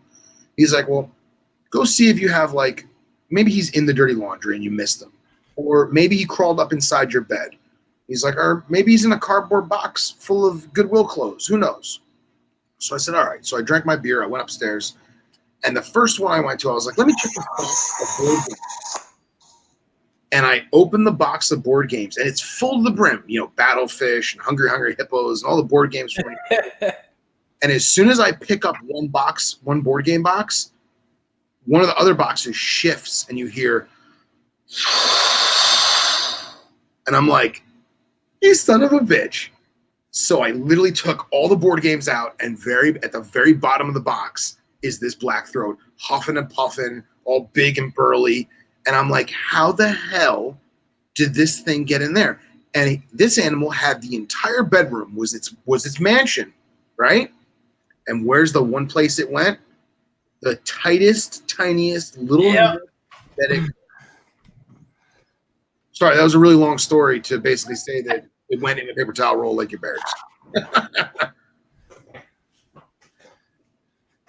And that's the other thing with the whole caging thing is it's been pretty well documented that snakes are going to find the smallest, darkest, warmest space they can, and that's where they're going to migrate to. But yeah. It's like, ball pythons don't climb. And then you see that one ball python outside that escaped its owner's house, and it's wrapped around a light fixture 30 feet in the air. It's like, how did it get there? Well, it shimmied up the wall, and it's on the light bulb because the light bulb's warm. Cody McMillan from Canada. From Canada. I love your ginger ale. Delicious. It's really good with some bourbon in it. Pretty good with everything. This is true. True. Actually, Canada has some amazing reptiles that we don't get. I don't know why we don't just do like across the border imports, like legitimate imports, just because there's so much cool shit in Canada, man. There's like 5 species. No. Herping in Alaska. I don't mean native. I mean like the stuff that you and I keep, but like it looks totally different because it's Canadian blood. It's got that cold weather skin. Everything has a maple leaf on the belly. Yeah. Dude, you can't have ginger ale with Crown Royal. You got to do Canadian Club, bro. Canadian Club, man. That's where it's at. Bourbon oh dear. There you go. Cox in the bourbon capital of the world. That's right. If anyone's going to know, it'll be him. I'm pumped for Carpet Fest, man. I'm jazzed. I'm pumped and jazzed. I love it. I'm freaking excited. My boss said to me 2 days ago, he's like, "Hey, man, February 7th, you're not here?" And I was like, "No, I am not here." He's like, "Are you sure? You sure you can't just leave on the 8th?" I'm like, No. I'm leaving at 8 a.m. Friday morning. And he's like, "Oh, all right. We'll figure it out." Like, tried to guilt me. I thought it was hilarious. Mine says that all the time, too. We'll figure it out. Mm-hmm. Like, you don't have to because I ain't going to be here. Canadian Club is not for peasants. It's for hardworking, decent folks. What is Canadian Club? You don't want to pay a lot of money. It's a Canadian whiskey. Oh. Is it like the what's that vodka that comes in the big plastic bottle? Mako. I don't know. It's not that crappy. It comes in an actual bottle. I enjoy it. It's a good mixer whiskey. I mean, you're not going to drink it neat, you know. Hey, Ryan Cox. There it is. Let me ask you, how close to Knob Creek are you, Cox? Riddle me this, Ryan. So, just to go round robin, we vented our frustrations with the article, and you and I basically came to the conclusion that the article is misleading because it is backed by a personal agenda, and it also is not the case in terms of the masses. See you later, DeFalco. Bye-bye. Thanks for watching. I think people should, like, newer people in the hobby, and because of social media, I think this is a problem, but like people should do more research than I think they do. And I will say this, I agree with you 110%, but I am pleased to know that the up-and-coming herpers are doing their homework for the most part. They are, but like my thing is, anytime I'm reading something, I kind of take it with a grain of salt. Like I want to go and, I'm reading another article that maybe says something different that the other one, it's either agreeing with what I read previously or says something that's counter to what was said in the other article. And then if that's the case, I want to find another article. Right. That is like, take all the sources you read. Don't take them all as like concrete. This is how it's done. Look at other pieces of information see, if you read 3 articles and all 3 articles are saying the same thing about temperatures, it's probably safe to say like that's where they should be kept at. Sure. Let me ask you on that note, not to cut you off, but on that note, how many temp guns do you have? 1. Okay. I have 2 because I don't trust that the batteries aren't going to be on the fritz, or I don't trust that the calibration is off. And then at the same time, we unknowingly also have a 3rd temp gun, and that's the probe that's tied to the thermostat. Mm-hmm. Because now if the probe says, 84, and the temp gun 1 says 84, and the temp gun 2 says 90, well, obviously the temp gun 2 is wrong.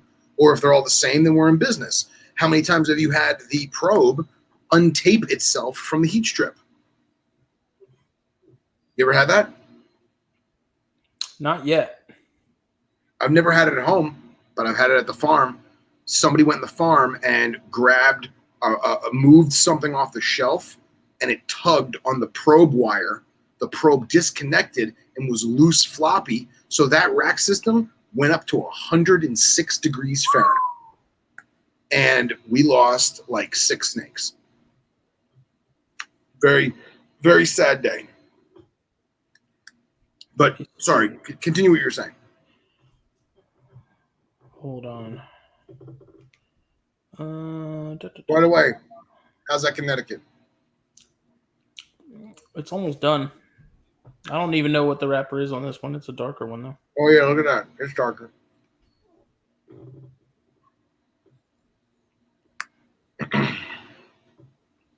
Is Riley still in there? Riley, you still in there, buddy? I don't think so. I think he's still engrossed in football. Today is Sunday.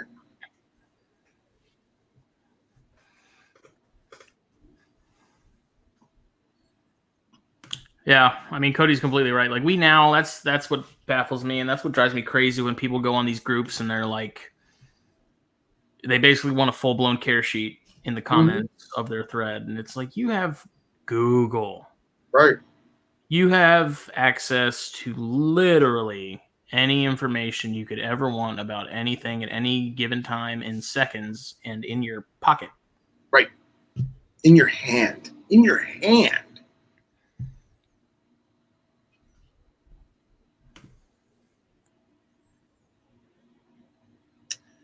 No, I was not talking about Knob Creek Gun Range. I was talking about Knob Creek Bourbon, which happens to be distilled in the same town. I'm a Woodford guy, dude. You can't beat the double oaked. The Woodford Reserve double oaked. That is a fine piece of liquor with the perfect complement to any cigar, anything you smoke. It's just a good bourbon. It's good. But I remember one time in the Boyga group, there was a kid who wanted people to like basically give him a care sheet in the comments on something, and I sent him a link to Google. I was like, dude, come on. Dude, that happens once a week in the Venomous Mentor group on Facebook. Once a week. It's like, hey, I'm thinking about getting XYZ, insert commonly available venomous snake that they probably shouldn't have. Can anyone give me tips on breeding them? And it's like, you don't even own it yet, and you're already thinking about breeding it? My friend Chris had to put me in check this year because I was going to try and do some gecko pairing. And he's like, bro, how long have you had those geckos? I was like, I got them over this past summer. And he's like, why are you thinking about breeding them? I was like, because they're of age. And, he's like, no, man, think about what you're doing. And I was like, holy crap, you're right. I was like, these things, I've only had them a few months. They still haven't settled in fully. Let me give them a year in my care, make sure they're healthy, make sure that everything's good. And, hey, even some of the most, and I'm not calling myself an experienced guy, but even some of the most experienced people, you got to remind them sometimes. Like, hey, man. I get talked off the ledge. Yeah. But that's another part of the hobby now that I really don't understand is everyone's rush to jump into breeding stuff. We see it with chondros all the time. People go buy an adult pair and they're, I'm going to pair these guys up, in 4 months. Mm-hmm. And it's like, why? Like, what is the rush? Is it? I mean, if it's to like prove something to everyone else, that's kind of dumb because you're the one who has to deal with the health of the animals, the babies, all that stuff. Mm-hmm. I took a year before I put my two together. Yeah. And hey, man, some people just get lucky. Like, we were talking about Malayan pit vipers last week, and I got lucky, man. I didn't even know that I had a pair, and they got locked up, and then I got eggs, and I was like, holy crap, I did it. And I thought about what I did, and I basically, I don't want to say I figured out the formula, but I'm confident that in the future, when I do get them again, because I do want them again, I'll be able to breed them, no problem. And I got lucky because that's a great bookshelf species. You just deli cup with vermiculite on the bookshelf, just like a crested gecko. Good. So sometimes you get lucky. I look at scrub python Lawrence. That guy is amazing, and to think that he's been so successful in a short time, kudos to him. But he did more homework on scrubs than anyone I've ever known, ever heard about. He has dedicated his herpetoculture life to scrubs. Right. And that, good for him, man. Good for him. Yeah, I think everyone, that's the problem with social media sort of period, is everyone sees everyone else doing all these things and then they want to do them too. And that's fine. Like, to have aspirations and have goals is great, but sure.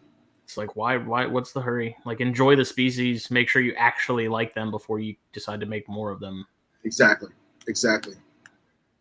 Don't assume that, I have an infatuation with water dragons this month, and you start to do your homework and you learn everything that you can about water dragons, and you buy 3 of them and you're going to raise them up. You don't even know the gender of them yet.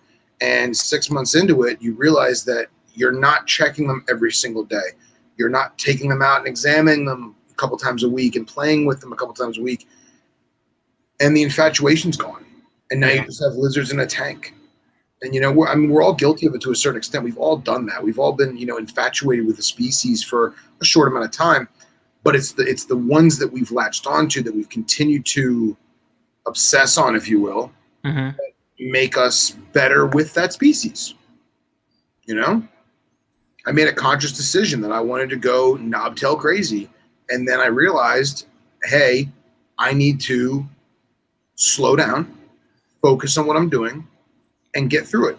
And I've had a rough couple of years. I had some babies pass.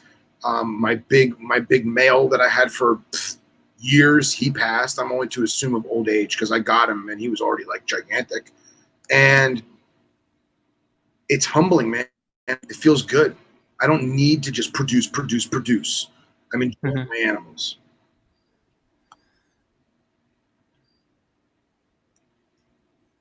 All right, Sean, that's kind of my thing with a lot of Boelens and a lot of those sort of rare species, is like, are they so coveted because no one has them? Or like, if Boelens were as popular as chondros were, or scrubs that are, how scrubs are getting now, would they be loved as much as they are? I kind of think they wouldn't be. But 2 species that happen to be Australian that I am absolutely infatuated with. I want them so badly. And it's not even the money thing, because like, if you want something, you'll get it. You know what I mean? Yeah. Is Roughies and Pilbara rock monitors. Dude, I'm not a monitor guy anymore, but good choices. I really, really want Pilbs, bro, like really bad. But I need to take more time to focus on learning about them. I need to really decide if I really want to get into them, because even though they're a dwarf species of monitor, they still require a decent size enclosure. I can't shove one in a shoebox, even though I'd love to. And I made a conscious decision to hold off for a few years, focus on the snakes I have, focus on the lizards I have.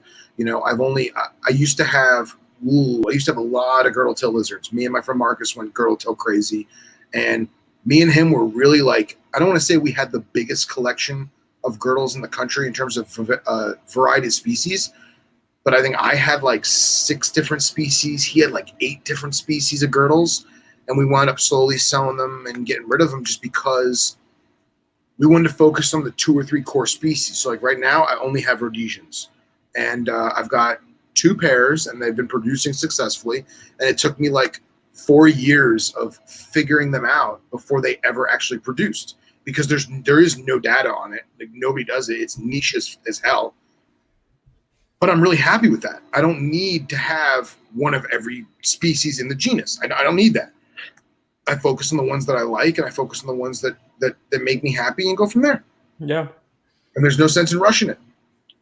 There's also people sort of get this fantasization of the what it'll be like keeping something, and then they'll actually get it. And, me, like, I'd love to get Chihuahuas, but I also know that I would get over having to deal with. I would be over dealing with Pangea and stuff again very quickly. Yeah. Nobody thinks about that. Like, maybe a pair would be nice one day. Like, that's not so ridiculous, but I know.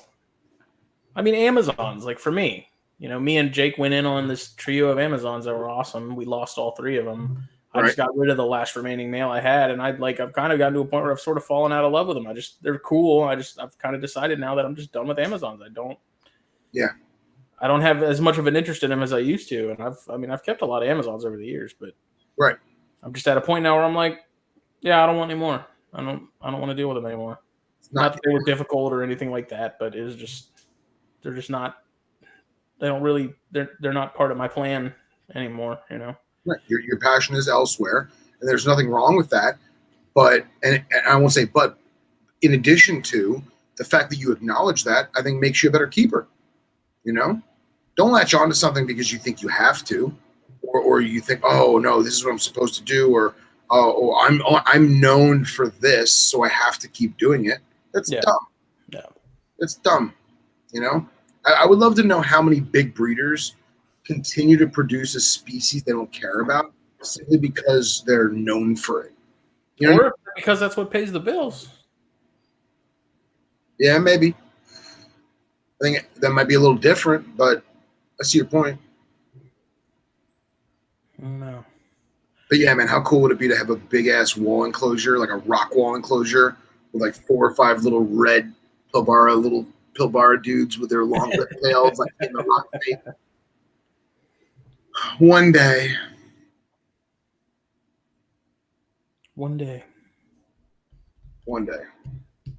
And then, like, dude, I got MOC Reptile down here in Miami, and he's got some screaming Pilbarensis, dude, the coolest looking babies ever. And he's like, oh, captive bred Pilbarensis, blah blah blah blah blah, $1,200 a baby. And I'm like, oh. Don't crush my dreams like that. Yeah, it's horrible, but they're so fucking cute, man. But it's like a puppy; they don't stay cute forever.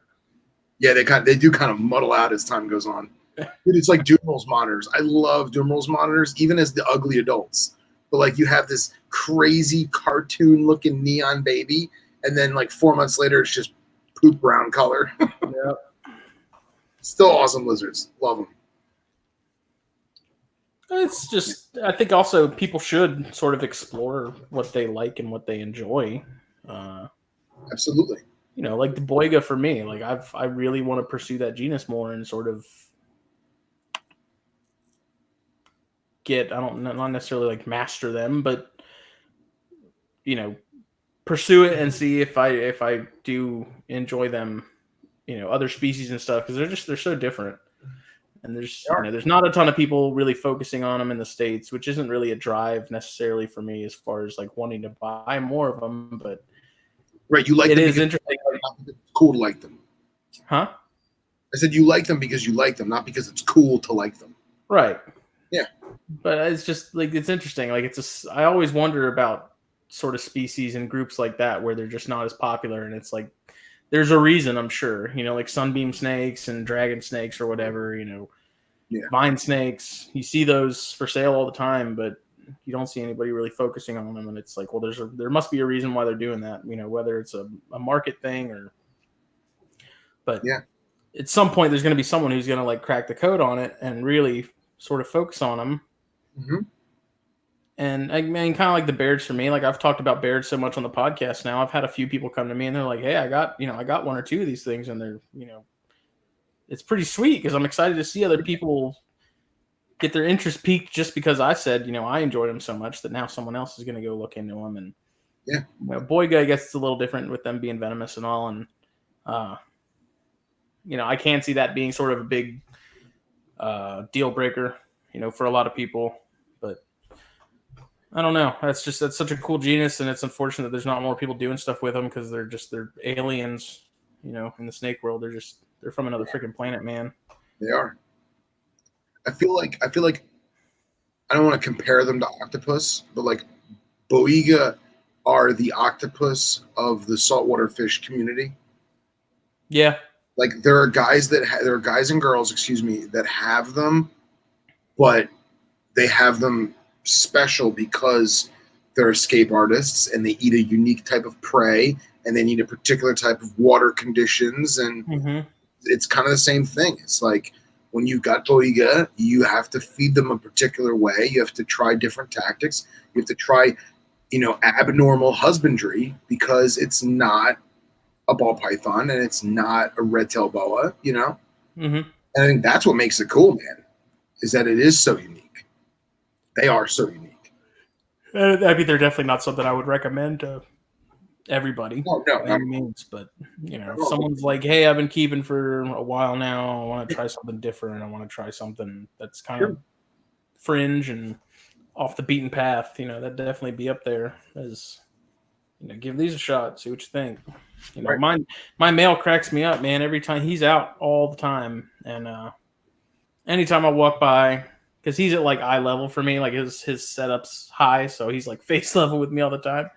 And he's out cruising, and like he won't notice me, but when I open the door, it's like that glass like moves, and then he sees me, and then he's like, "Oh!" And then he starts like rearing up, and you know, getting all pissy, and it's the pressure break in the enclosure.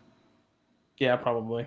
Dude, I've noticed that with so many of my snakes is there's air holes, there's ventilation, but when you open the glass, whether it's sliding vision or whatever, you open the door, that pressure, it's like opening a window in a car. And they're like, whoa, what was that? Oh my God, there's a human there. Yeah. Where did you come from? Yes. Whoa. Am I being touched? I don't know if I'm being touched. Yeah. Stranger danger. Stranger danger. Why does this guy have a beard and ice cream? Oh, it's hilarious though, because he gets all bent out of shape when I'm in there, and I'm like, dude, calm down. It is super adorable. My female, she's completely mellow. She's like, whatever, dude, I don't care. Like she'll go the other way if I go in there. You know, she'll go for one of the hides, but the male, he's like, oh crap. I won't lie, man. I was super bummed when I came home and I found that melanota dead. Yeah, that sucks, dude. Actually, I woke up that morning and I went and checked that one rack, and because all the tubs are clear see-through, and I kind of just like glanced in there, saw it was like moving around, and I was like, oh, cool, he's exploring, like he's up and at him, you know. And I came home and he was in the exact same position as when I left him, and I'm like, oh no. Damn. That sucks. Yeah, the babies are weird, man. Like you.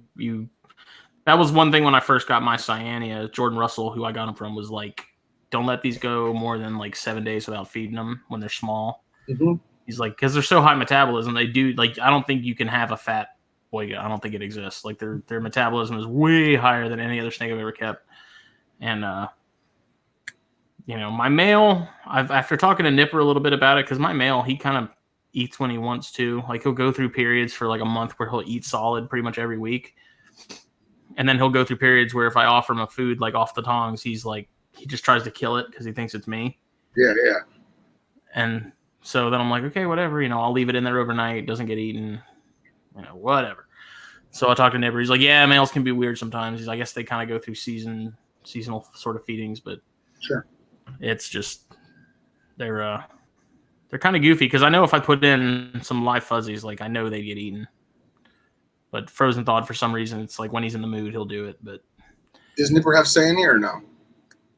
Oh yeah, Nipper's got all kinds of stuff, dude. He's got stuff that like I don't think anybody in the. I just don't know if he had actual Cyanea or if he just had other boiga. No, he's got a bunch of different stuff. He's got melanota. He's got nigroceps. He's got He's got some other species like no one in Europe or the States has. He's got some irregularis. He's got a lot. Yeah. He's got the Cynodon too, I think. Yeah, no, yeah, I know he's got that. Are we allowed to talk about his publication? No. Okay. I wasn't sure if even you knew about it. Him and I talk a fair bit, so I'm eagerly anticipating it, but we'll leave it at that. Actually, I just messaged him yesterday morning because that gigantic dusky pygmy that I caught finally ate, and then the next day shed, and I was like, yes. So I figured it out. You ready? Yeah. Live mouse fuzzies that don't walk yet. That's they just wiggle. Just like closed eye, just mouse fuzzy alive. I leave it and I walk away at like 11 o'clock at night. In the morning, they're gone. Just leave it at that. I found that with my when I had my copperhead. Yeah. Like if I tried to offer it something off the forceps, it just continued to strike it. And so I was like, okay, something's not right. Like it should be eating. But I found after I put it in there and let it hit it, and if I just dropped it, then it would go and eat it. And I realized like me coming back at it with it every time it strikes it is like it thinking that it's something's trying to get. Oh yeah. Like this thing's used to biting stuff and then it going and finding it. So I was like, well, let me try that. And sure enough, dude. Well, when you had your drop. When you had your Atrox, did you feed it live or dead? Frozen thawed. Okay. Now, when you obviously used hemostats or forceps or whatever, did you drop it and just leave it, or did you let him bite it first and then drop it? It depended on if I was in a hurry that day or not. Okay. Most of the time, I could just throw them in there and she'd go get them. Because I've had to do that on multiple species. Mitchellii and Melosis and a lot of the Midwestern stuff, Viridis, I would have, frozen thawed on the hemostats, and I would kind of do like little mouse dance, let it bite it, and then I would mimic it like, and then drop it. Scurrying off and dying. Right, exactly. And no kidding, bro. Like, I know you've seen I'm sure you've seen the documentaries where they have like the Atrox and the Rubers where they track them, and they have video footage of the rattlesnake tracking the scent trail of the prey. Yeah. That's what they had to do. And that's what I had to do. I had to mimic that scent trail so that it would go and eat it. Because if I just dropped it in front of it and it didn't bite it, that thing would be there the next day just bloated. Yeah, I couldn't figure it out though. I was like, why does this thing just keep biting it? Like, why isn't it actually grabbing it like it's food? Because I'm used to captive bred snakes that are like, oh, okay, it's food, cool, I'll eat it. Yeah. And finally, I was like, wait a second, this thing isn't used to like mice being, continually coming at it again and again after it's bitten them. Right. As soon as I dropped it and left the room, it was gone. And that's something that we unknowingly we subconsciously adapt that to our repertoire of tease feeding from the baby chondros and the baby eyelash vipers and this arboreal stuff that we piss it off and piss it off and piss it off and piss it off. And finally it bites it out of frustration, and then you don't move. Mm-hmm. And then the animal's like, wait a minute, this is tasty. I'm going to eat this. Yeah. And we realize, oh crap, I can't do that with baby Boiga because it's going to freak out and just die. Yeah. Yep. So. I assist fed tails with mine for months before they finally went. And they were eating on their own when they were with Russell, but he's like, he gave me a heads up beforehand, which was really helpful. He's like, these are going to probably stop eating when you get them. Assist feed them tails, offer them pinkies regularly, just drop them in there. Right. And sure enough, after a couple weeks, I guess they adjusted and no problems except for losing that male. The female's still rocking and rolling. So good. I don't know if you're aware of this, but the Herpetoculture podcast just added to their story. I did. Oh, okay. I don't know if you're aware of that. That was me. I know. Jake has no control over the over the Instagrams. So he is too busy posting beautiful sunrise photos. they're not even his beautiful sunrise photos. There's girlfriend's beautiful sunrise photos. Oh my God. What a gyp. I feel gypped. I messaged him. I'm like, bro. He's just there. Badass sunset or sunrise. He's like, thanks, man. It's beautiful. There's no shortage of those around here, that's for sure. Oh, yeah. You guys got all that beautiful aquatic sunrise. Are you, what are you smoking next? I don't know. I have a Herrera, but I'm also losing my concentration, and I think it might be bedtime. Okay. Well, if you'd like to end on that note, I have no problem with that. All right. Let's do that. Let's do that. Thank you to all who watched and commented, who's still watching and or commenting. And remember, this is all opinion. All opinion. If you don't like it, sorry, not sorry. Not that we said anything super controversial or... No, we didn't. We didn't. I think we said stuff that people wanted to hear. I think we said stuff that people were already thinking. Perhaps. I know there's plenty of people in both camps, and if that's what they want to do, that's what they want to do. Whatever. I do think it's funny, though, how all the people that were watching and commented are kind of on our same page. Interesting. Well, hey, I mean, we're that 0.25%, so. Yeah, we are. That point. Even though we're not, by their definition, so. I know. All right, man. Well, it was good doing this. I'll talk to you later. Absolutely. Later. Bye.